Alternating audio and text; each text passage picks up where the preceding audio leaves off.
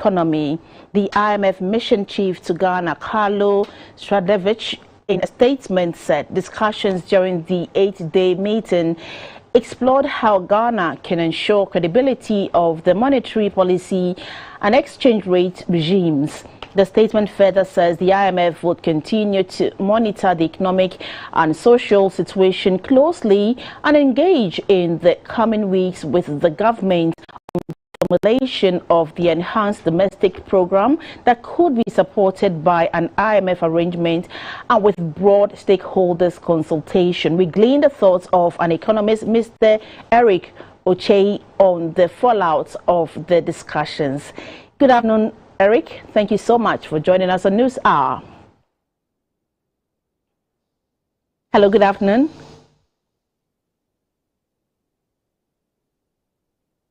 We're trying to an economist, Mr. Eric Ochei, to glean his thoughts on the IMF statement. Good afternoon, Eric.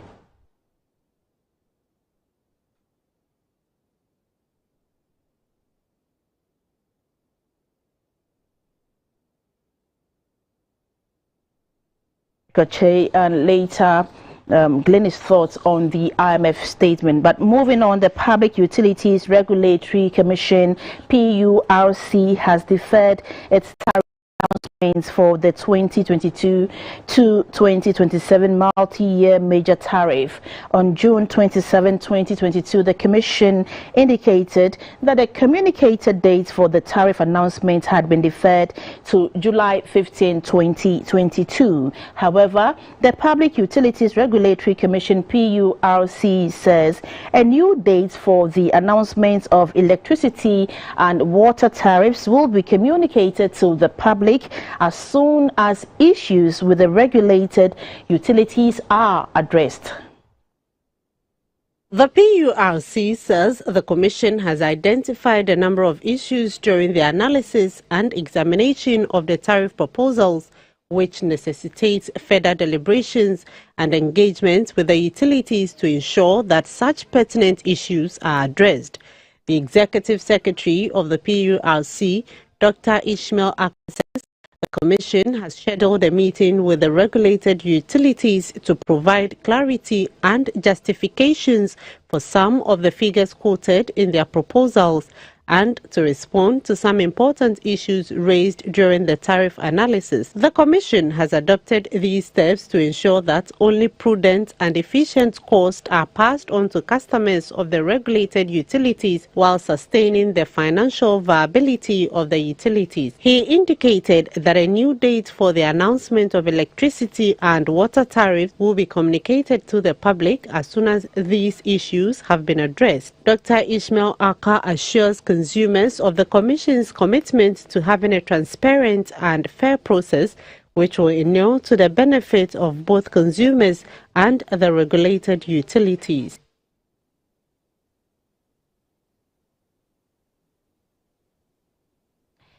Well, we now have economist Mr. Eric Ochei on the line. We're going to glean his thoughts on the statement made by the IMF after their initial mission to Ghana as part of an invitation for the fund to assist the country stabilize and revitalize the economy. Good afternoon, Eric. Thank you so much for joining us on News Hour. Yeah, good afternoon to you.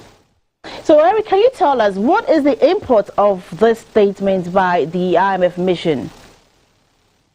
Well, so far, leading to the input that has come from the intent that the government gave it out to them.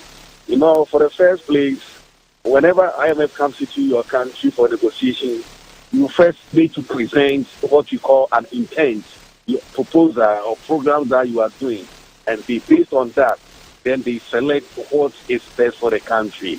So I was surprised that they have tipped that probably that CSS will be maintained because it's something that is going to enhance the economy to also grow. IMF acknowledged that Ghana is facing a challenging economic and social situation amid an increasingly difficult global environment, including fiscal and debt situation. What kind of solutions are likely to be prescribed by the IMF to address these problems? Yes, please come again, because the line was a bit vague. So I was asking the kind of solutions that are likely to be prescribed by the IMF to address the problems that they have highlighted. Well, you're looking at it, IMF coming into you is a situation whereby you don't have a physical space, that you have a physical deficit. Normally, according to that's a physical deficit of about 5%, and now Ghana is around 12%. So they will make sure and comes out to programs and policies so that you reduce your expenditure. So, I mean, you all bear witness that most of the government programs and policies are all in the forms of expenditure. And I believe that some of these automatically are going to be cancelled. Yeah. The fund also stressed that investors' concerns have triggered credit rating downgrades, capital outflows, loss of external market access, and rising domestic borrowing costs. What can the fund and government do to bolster investor confidence and improve Ghana's credit rating by Fitch, Moody's, and S&P? Well, that's a very great question. First of all, the two sides of the parliament need to come in together, and the minority and the majority, because they are ruling and controlling government now. Two, the government needs to do certain measures in place in order to create or bring confidence into the economy by introducing programs in order to increase their revenue. There are so many ways that the Ghana can increase its revenue, especially when they use the system, what you call the blockchain. When the blockchain system comes in, the government can use it to raise a lot of revenue for the state. I was one of your sister stations, and I was telling them that if you're looking at the revenue generation, Ghana is just taking about just a bit of about 5% of the revenue that we found around Ghana. So if you use the system that is called blockchain, Ghana is automatically going to increase its revenue. So the to increase the confidence level of the investors is whereby you reduce your inflation, your GDP growing, and then it all comes as a result of what revenue collection. Mr. Eric Achei, thank you so much for your time. And away from the IMF statement, 48 people are contesting for various national executive positions of the new Patriotic Party, NPP, in the upcoming National Delegates Congress. The polls begin tomorrow, Friday, 15th July to Sunday, 17th July. We have on the phone lines the Director of Elections and Research of the new Patriotic Party, Mr. Evans Nimakun, to shed light on the party's preparedness towards the upcoming event. Good afternoon, sir. Thank you so much for joining us on News Hour. Good afternoon. So first, can you confirm if Mr. is going into the polls unopposed as the General Secretary, according to a video that he, John Wedu, posted on social media?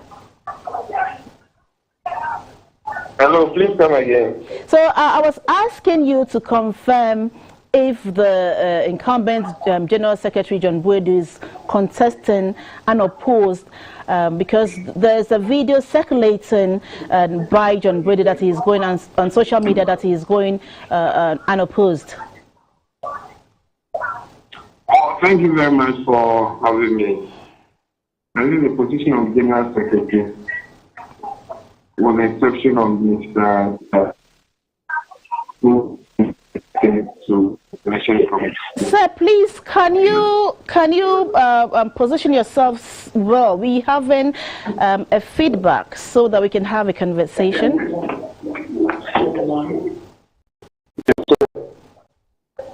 I'm saying that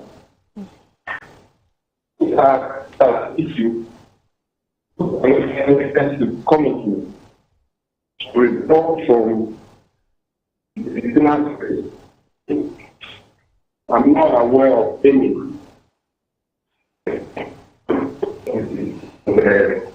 Unfortunately, the line is so terrible, I cannot hear anything.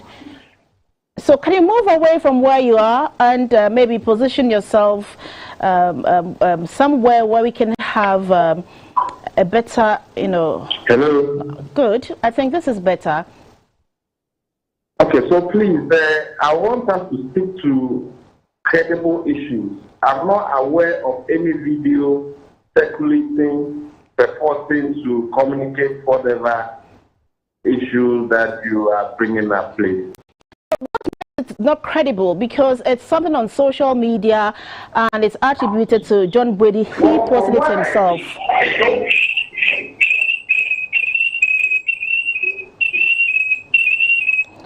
Unfortunately, we having problems with the phone lines and getting through to Mr. Nimako.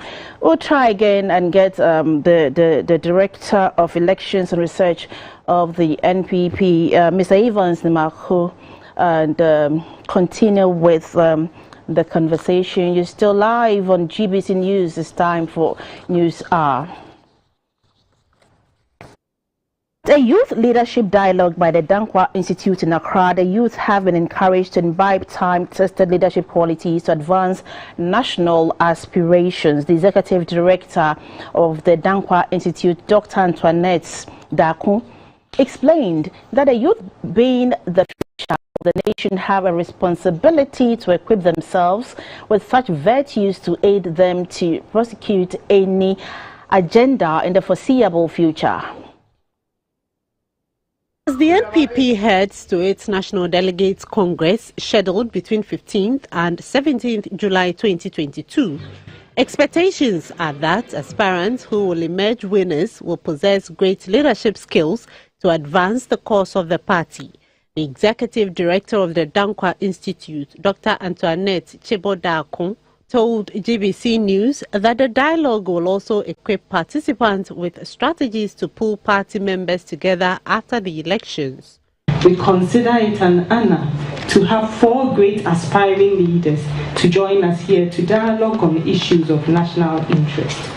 Dankwa Institute adheres to the doctrine that the duty of the state is actually to guarantee individual substantive freedom and to make them active agents in their own individual development, and that by so doing we will achieve real and lasting national development for the great people of Ghana. A former national youth organizer of the NPP and chief executive officer of the National Petroleum Authority, Dr. Mustafa Abdul Hamid, challenged the youth to help build upon the legacies of the party. All of those policies that are in place in the 4th Republican era and today in Ghana are policies that were dreamed about, crafted and implemented by an NPP government, whether that government is the government of President Kufuor or the government of President Nana Addo Dankwa Akufo-Addo. Take everything that serves the Ghanaian people that was crafted by the NPP and then the rest is empty. The aspirants of the National Youth Organizer, namely Husseini Yakubu Abanga, Salam Mohammed Mustafa, Kamal Guma and Osei Boateng participated in the dialogue. Join us on Facebook. So now we have the Director of Elections and Research of the NPP, Mr. Evans Nimaku, to continue with the conversation we're having about the upcoming Delegates Congress scheduled for tomorrow, Friday 15th to Sunday 7th July 2022. Good afternoon once again, sir. Thank you so much for joining us on News Hour. Thank you for having me. Sure. So we're talking about this video circulating. You were saying that you want to speak to credible issues, and I was asking why you think it's not credible, because it's all over social media, purported to have been posted by the incumbent General Secretary himself. So I was asking you to speak on the issue, to just tell us whether it is true that he is going unopposed or he has other contenders.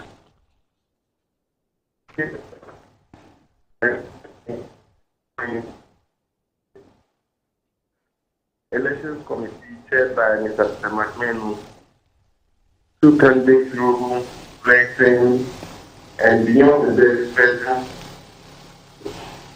was the balloting that was conducted by the Electoral Commission. You went ahead when notice of poll, and you've gone ahead when balloting. I am not aware of any of the positions that any of the candidates is contesting as a sole candidate. And I cannot speak to a video purporting to be emanating from a source that I have no idea. So let's stick to issues bordering on the conduct of our conference. The party is set to organize a very successful conference. We are bringing together national officers. We are bringing together regional executive committee. We are bringing together external branch members of the party. We are bringing together our members of party.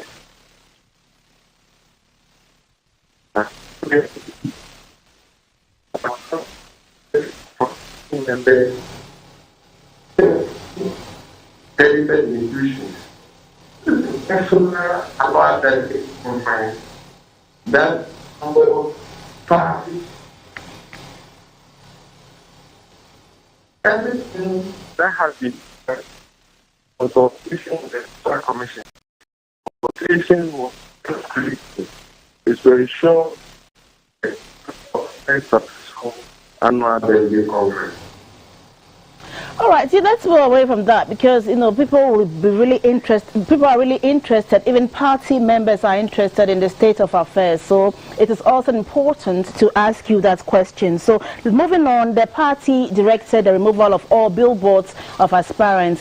What avenues have been created for aspirants to tell their message on the day of voting?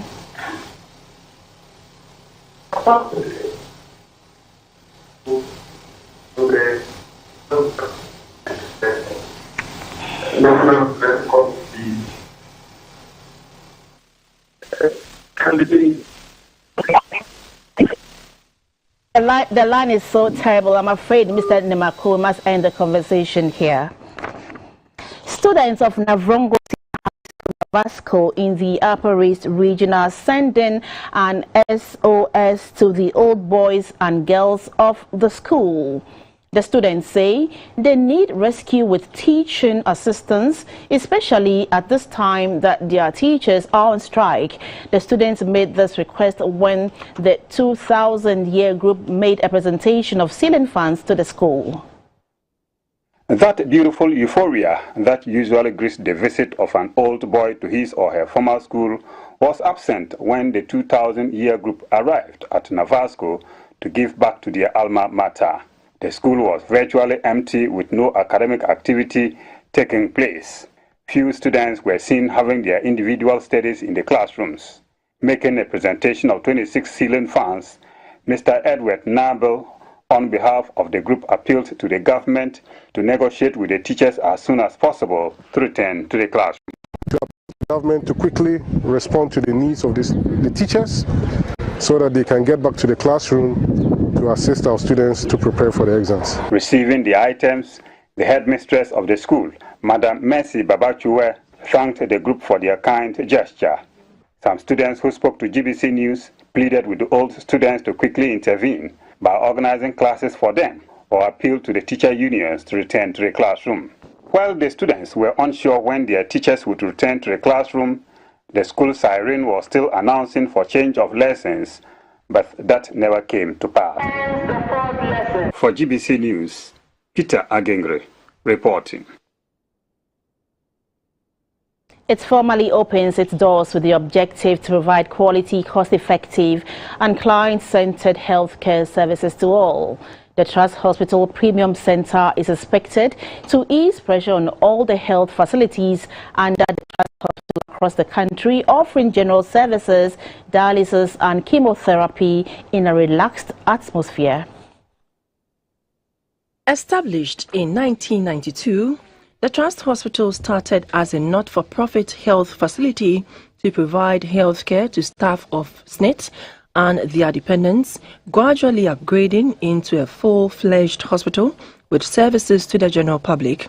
30 years on, This latest edifice, constructed out of 11 shipping containers, will augment the rising need for comprehensive health care. The pediatric extension will run child health services, including pediatric consultations, admissions, and child welfare clinic. We have the general wards, private rooms, and semi-private wards with 2 or more patients sharing a room. The general services we run include dialysis, chemotherapy, GP and specialist consultations. One of my goals as a CEO is to ensure that all our patients who are diagnosed at the Pink October Breast Cancer Awareness Drive have access to treatment. The Chief Executive of the NHIA, Dr. Bernard Okuboy, said it is important to attain SDG 3 by 2030 with the support of partners. A Deputy Director General of SNIT, Mr. Kofi Osafumafo, urged the facility to thrive on its excellent customer relations while delivering premium services. We may push you to the edge, but you have to be accommodating and handle every situation professionally. You must keep your cool, assure and reassure them of the best care delivery. With this, you will retain and grow your clientele.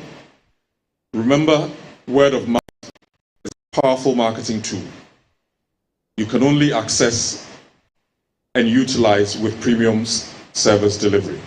The Premium Center brings to 10 the number of health facilities under the Trust Hospital Company Limited. For GBC News, Shirley Annan reporting. A team from the Lands Ministry and Lands Commission have toured the land under contention at Mimpenwasem to assess the situation on the ground. The Commission has advised residents and owners of properties on the said land to visit the Lands Commission and regularize the land if necessary. The Ministry has cautioned that in the coming months, in collaboration with the regional security country, all encroachment and illegal structures at Mimpenwasem CSIR, Frafraha Amrahia Dairy Farms, and the Sakumono Ramsar sites will be demolished. The Executive Director of the Lands Commission, Mr. James Datson, said the Commission is also embarking on a scheme to properly demarcate and lay out the place. Part of the Mimpenwasem estate land has been encroached on and sold out to private developers.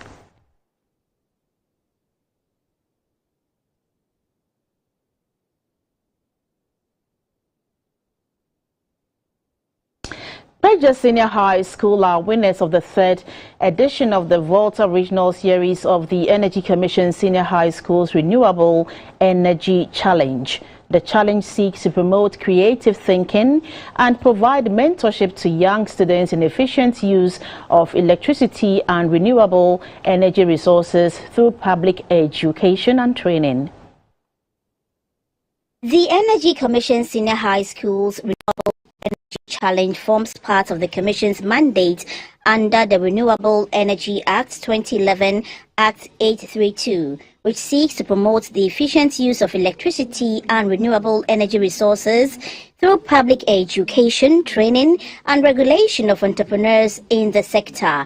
It also seeks to facilitate the mainstreaming of renewable energy and energy efficiency technologies and programs into the curriculum of educational and training institutions. So far, 2 editions of the challenge have been organized. The last final was held in October last year. The theme for this year's challenge is clean cooking and food processing using renewable energy technologies. 9 schools participated in the Volta regional edition of the challenge. They included Chito, Gwejemauli, Ola, and Awudeme senior high schools. The rest are Julu, Bishop Herman and Anglo senior high schools. However, only 7 schools did the presentations based on the theme, while Ola and Jolo senior high schools only observed. The project coordinator for the challenge, who also doubles as the senior manager in charge of bioenergy at the Energy Commission of Ghana, Mr. Julius Nkansa Nyakun, said There is a gap in terms of priority and synergy between academia and industry. The Volta Regional Director of Education, Madam Enyonam Amafuga, was hopeful the eventual winners will make the region proud at the national level. At the end of the presentations, Regia Senior High School emerged winner with 78.6 points, while Bishop Herman and Anglo Senior High Schools followed with 78.3 and 72 points respectively to grab second and third places. Certificates of participation were presented to all the participating students.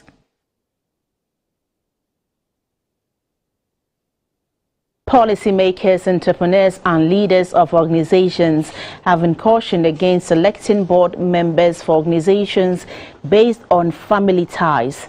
This, said, has been a bane on the growth of businesses in the country. The caution was given by the newly appointed Vice Chancellor of the University of Professional Studies, UPSA, and Chief Executive Officer of the Ghana National Petroleum Corporation, Dr. Kofi Sapon, at the maiden University of Ghana Business Alumni Excellence Awards in Accra. University of Ghana Business School Alumni Business Excellence Awards recognized alumnus, students and institutions for their outstanding contribution to the success of the University of Ghana Business School and economic development of the country. It is therefore important that business leaders and corporations who have managed to withstand the crisis and in doing so have distinguished themselves remarkably in their spheres of endeavor are celebrated to motivate the rest of us to aspire to attain success and prominence. A total of 43 individuals and institutions were given awards for the night for their contribution to the growth of Ghana's economy through their businesses. The event recognized the Entrepreneur of the Year, CEO of the Year, and Outstanding Student Ideation Group. Noguchi Memorial Institute for Medical Research and Bank of Ghana were among institutions that were given recognition on the night. The president of the UGBS Alumni Association, Dr. Kweku Ofosu-Asare, noted that the event is timely as most businesses are still reeling under the effects of the COVID-19 pandemic and currently the Russian-Ukraine conflict. The dean of the University of Ghana Business School outlined the strategies that has seen the school excel over the years. As a school, we are so excited about our accomplishments. And the greatest of them is the human resources that we have trained who have taken over this country and the world. And that's why we are proud to celebrate this evening, first and foremost, of our heritage and accomplishment, and secondly, our alumni who are doing many good things across the country. The event was organized by the University of Ghana Business School Alumni Association in collaboration with the University of Ghana.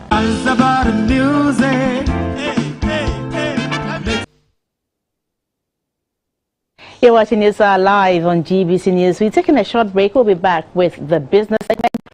Please go away. It is a nightmare dealing with the filth in Accra. The gutters are choked with garbage. The streets are a jumble of filth. The beauty of the serene beaches is marred with human feces and plastics as many defecate in the open. Residents are up in arms when the situation gets out of hand. Because of these meetings, you can't even stand there for even a minute. As we speak here, if the mosquitoes even refuse to breathe on it. Partners in sanitation suggest alternative policy interventions. Landfilling is not the way forward. We are recommending treatment facilities. But in all of this, have we made gains in the sector? How can you have a people who have a lot of dignity and still practicing identification? The task facing Ghana to achieve SDG Goal 6 on clean water and sanitation for all is Herculean and riddled with equally complicated hurdles. Join us every Thursday on Wash Hour from 4:05 p.m. to 5 p.m. as we seek to put these issues and more in perspective. Watch a repeat on Fridays from 1 to 2 p.m. and on Sundays 9:30 p.m. to 10:30 p.m. It is our duty to keep our surroundings clean and free from disease.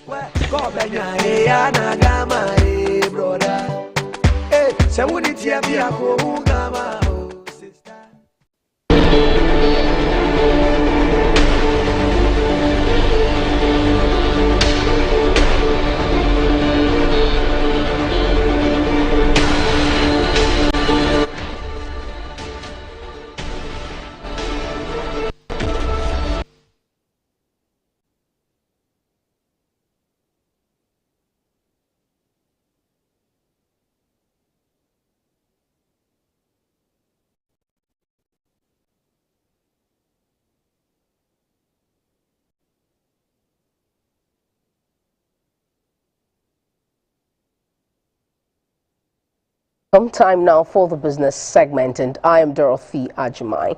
Ghana Cocoa Board and the European cocoa buyers have reached an agreement to ensure cocoa buyers pay an additional $400 per ton for cocoa beans. The agreement follows a crunch meeting between officials of Ghana's cocoa regulator and major European cocoa buyers over concerns on cocoa price irregularities. On the line is the Public Affairs Manager of Ghana Cocoa Board, Mr. Fifi Boafo. Good afternoon and good to have you join us, Mr. Boafo. Good afternoon. Thank you for joining us. What does the latest agreement reached with cocoa buyers in the EU market seek to achieve? Well, the agreement is one that came from the initial one that was agreed some 3 years ago. I'm sure you recall that Ghana and Cote d'Ivoire, together with international cocoa buyers, came to an agreement or understanding that going forward, every ton of cocoa sold from Ghana or Cote d'Ivoire was charged the $400 extra, which became as a living income differential. This largely was as a result of the fact that if we consider how much was raised at the terminal market, it was difficult for cocoa farmers to break even, and there was a need for something done to teach cocoa farmers. Hence, that arrangement being introduced. However, after it being implemented for 2 years, we were of the view that it has not achieved the set target, and there were some problems that were facing.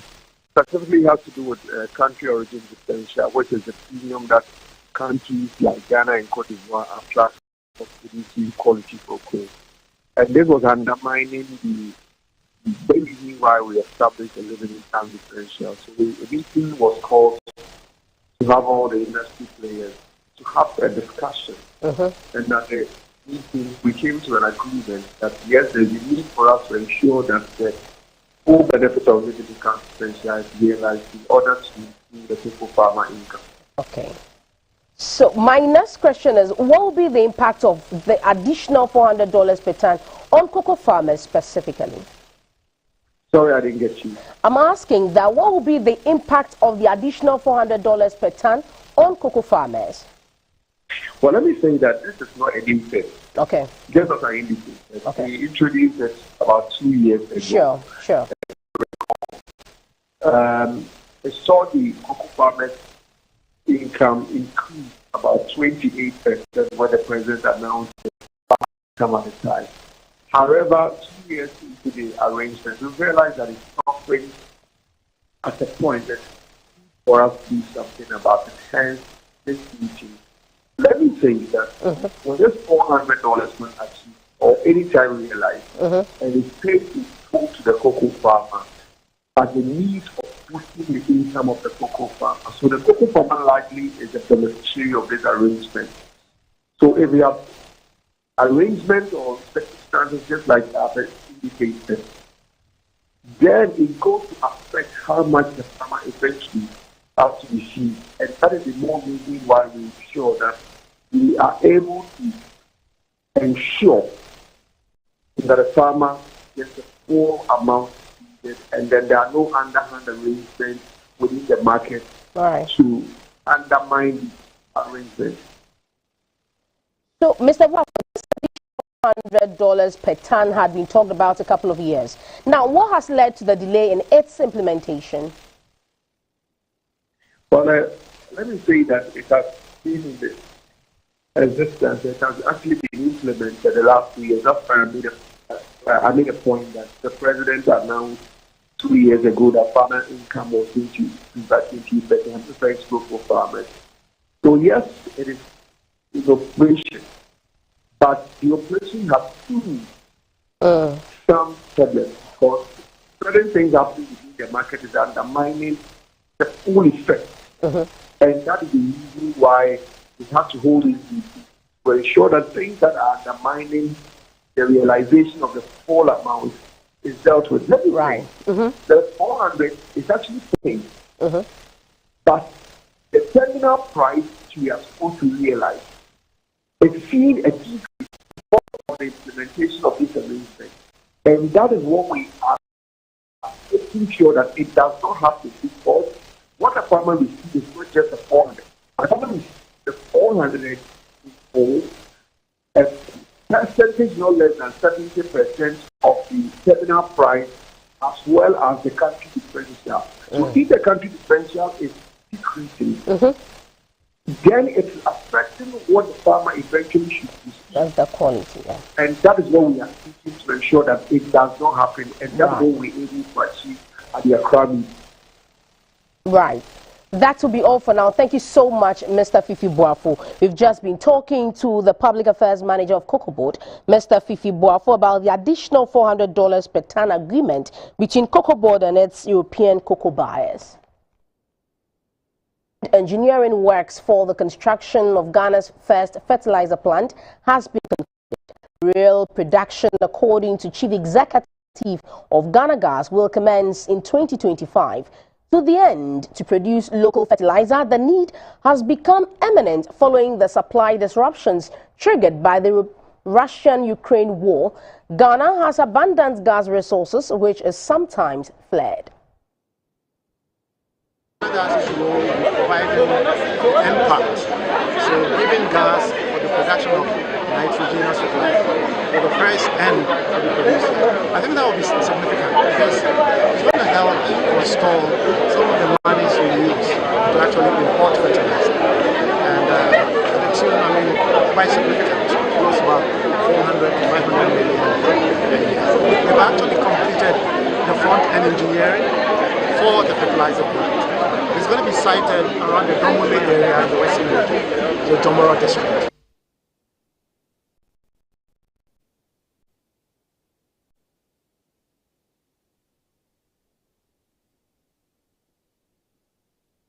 Let's have some commodity prices.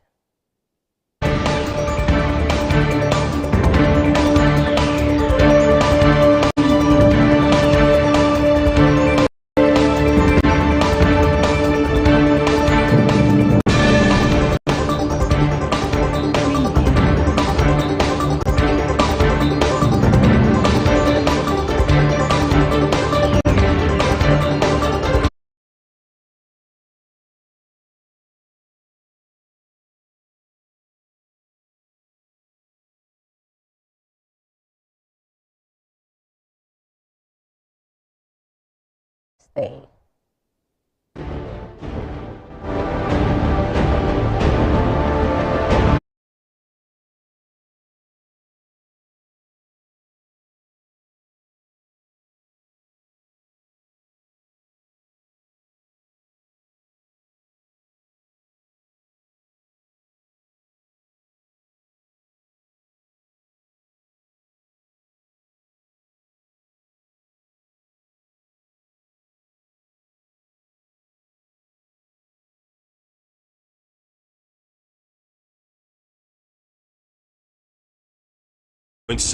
And all GBC regional stations and on Facebook at Ghana Broadcasting Corporation, and a repeat on the same day at 11 p.m. on GTV. Focus, putting the issues in perspective.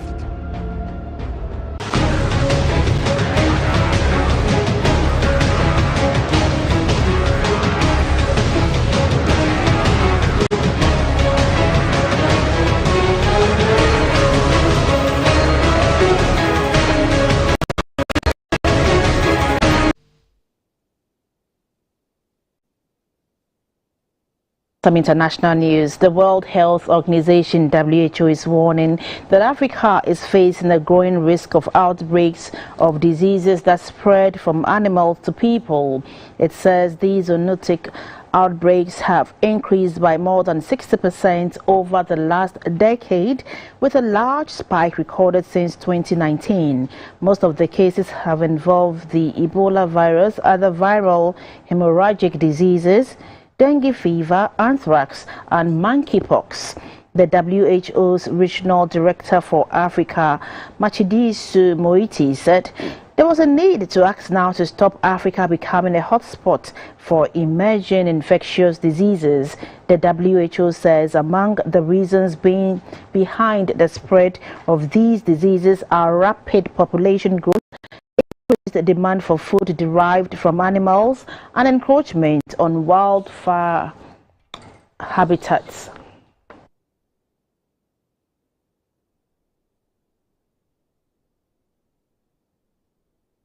A mass grave containing 17.5 tons of human ashes has been unearthed in northern Poland, close to the former Nazi concentration camp of Soldau. The grave is said to have contained at least 8,000 victims.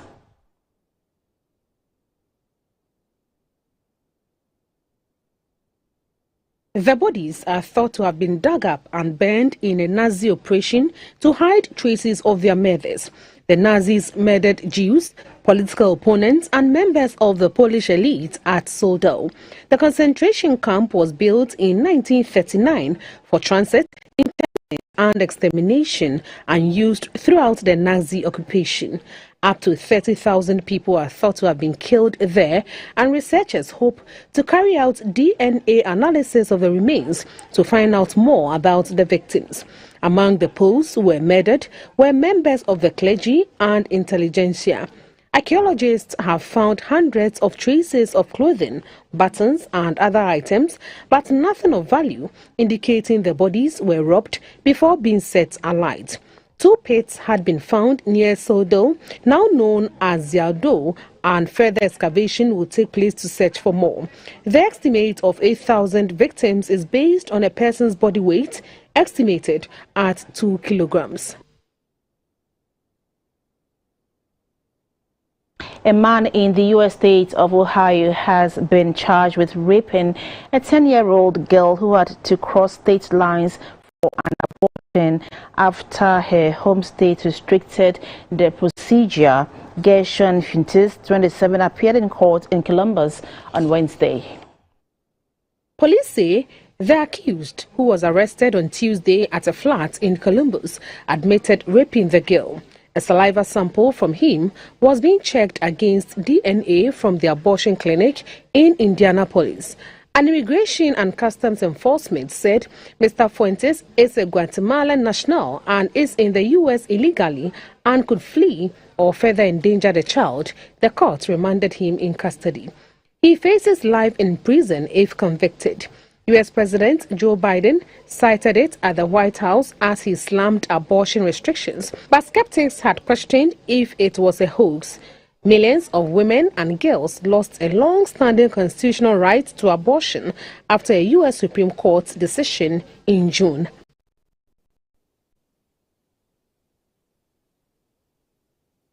And that's it for international news. Coming up is sports. Dealing with the filth in Accra. The gutters are choked with garbage. The streets are a jumble of filth. The beauty of the serene beaches is marred with human feces and plastics, as many defecate in the open. Residents are up in arms when the situation gets out of hand. Because of this, you can't even stand there for even a minute. As we speak here, if the mosquitoes even refuse to be. Partners in sanitation suggest alternative policy interventions. Landfilling is not the way forward. We are recommending treatment facilities. But in all of this, have we made gains in the sector? How can you have a people who have a lot of dignity and still practicing open defecation? The task facing Ghana to achieve SDG Goal 6 on clean water and sanitation for all is Herculean and riddled with equally complicated hurdles. Join us every Thursday on Wash Hour from 4:05 p.m. to 5 p.m. as we seek to put these issues and more in perspective. Watch a repeat on Fridays from 1 to 2 p.m. and on Sundays 9:30 p.m. to 10:30 p.m. It is our duty to keep our surroundings clean and free from disease.